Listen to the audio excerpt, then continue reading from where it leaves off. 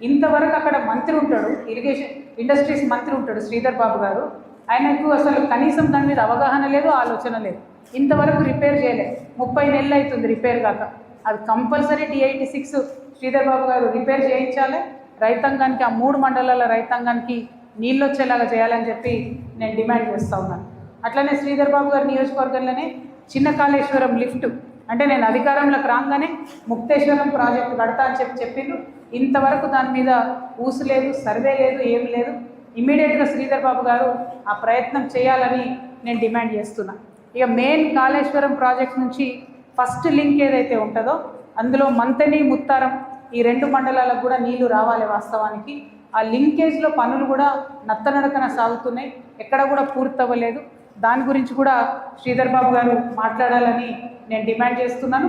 అట్లానే మామూలుగా మంచిర్యాల జిల్లాలో ఈ ప్రాజెక్టులలో వచ్చే బ్యాక్ వాటర్ని వాళ్ళు అక్కడ ఎంతో కొంత కాంపన్సేషన్ ఇచ్చింది.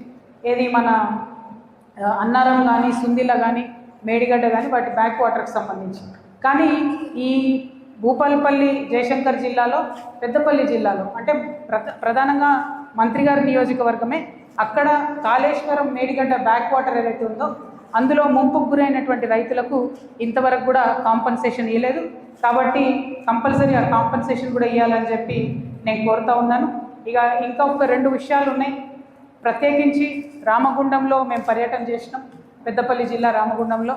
అక్కడ ఉన్న ఎయిర్, గాలి ఢిల్లీ కన్నా భయంకరంగా ఉంది. ఏం చెప్తారంటే ఒక రోజు మొత్తం మనం పోయి రామగుండంలో ఉంటే వరుస పెట్టి 10 సిగరెట్లు తాగితే ఎంత ఆరోగ్యం పాడవుతుందో అంత భయంకరమైన పరిస్థితి ఉందని రిపోర్ట్స్ చెప్తున్నాయి. అందులో గోదావరి నీళ్లు తాగితే కంపల్సరీ సగం మందికి క్యాన్సర్ వస్తుంది అనేటటువంటి పరిస్థితి ఉంది.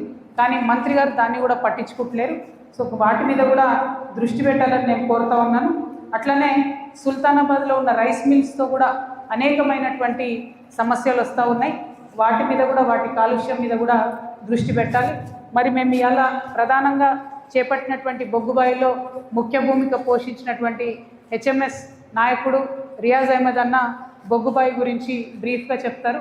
తర్వాత అన్న బోడ జనార్దన్ గారు మాజీ మంత్రి వర్యులు, వారు కూడా ఈ ప్రాంతం బిడ్డనే కాబట్టి మాతో పాటు ఈ యాత్రలో ఉన్నారు కాబట్టి వారు బ్రీఫ్ చేస్తారు.